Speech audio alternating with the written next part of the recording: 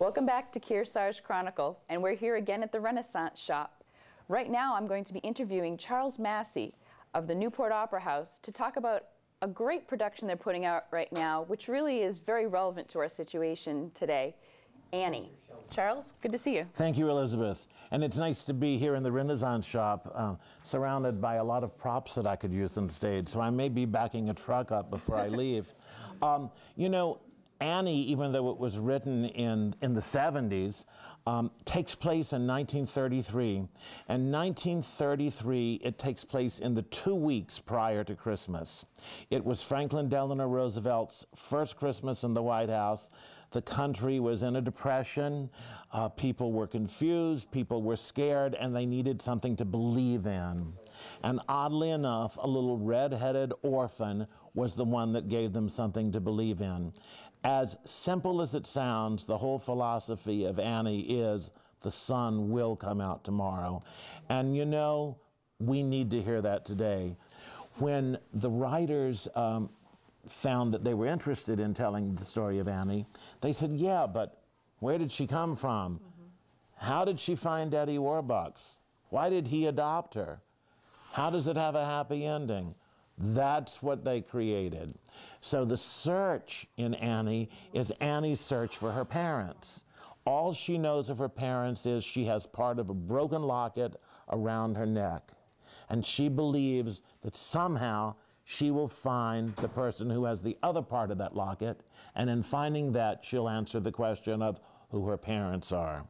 So she searches for that, and along the way, she finds a wonderful canine companion, whom she names Sandy because of his color, and then she is drawn into the life of Oliver Warbucks, millionaire, no, billionaire. And we later find out that Oliver Warbucks was an orphan as well, and that's one of the reasons he responds so well to Annie.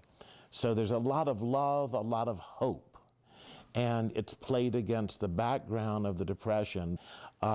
It's a family musical with no reservations. It's appropriate for kids as long as they can sit still. My 4-year-old niece sings the songs nonstop all day whenever she gets the chance. So it's very catchy. It's infectious, isn't it? Yeah, we may have to have medication for that. You know, I have 10 orphans in the show, and they are spectacular. And they age and range from very small to medium. And they have been wonderful to work with. They opened the show with a wonderful number called Hard Knock Life, and we see them throughout the show, and they are part of the happy ending as well. They're not adopted, but they do get invited to Oliver Warbucks' house for Christmas, and he has presents for all of them. So there's something really exciting about that. Yeah. And we have a crazy character lady. Interestingly enough, the crazy character lady was originally played by Dorothy Loudon. And I bet our viewers don't know this, but Dorothy Loudon was from Claremont. And she won the Tony Award for Annie back in '77, went on to do many other things, and was a highly respected actress in New York.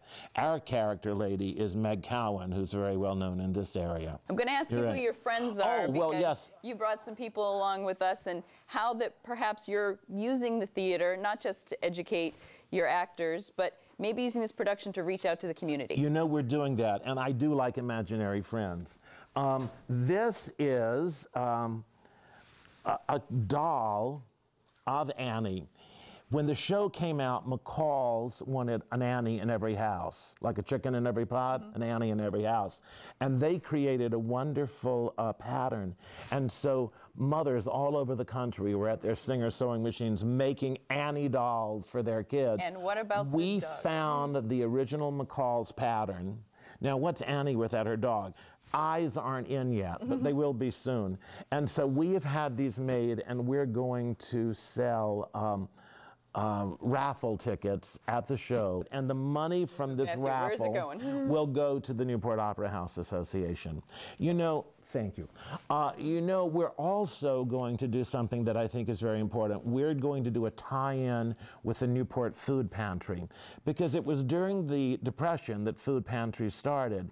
So we're asking every person who comes to the show to bring a donation of a non-perishable food item to give to the food pantry. Now, when can we expect the show? Because you've got us excited. We want to see it. Where can we go and when can we see it? Perfect. Good question.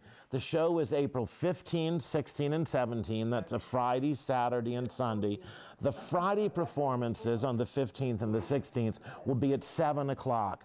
Our usual time is 8 o'clock, but we're doing it 7 because of the kids.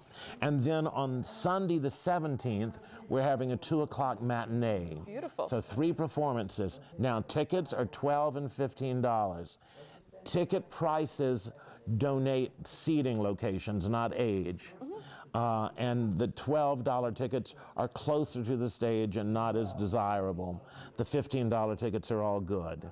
And you can get those by calling our box office at 863-2412. And if we're not there or we're on one of the other 2 lines, leave a message and we'll get back to you.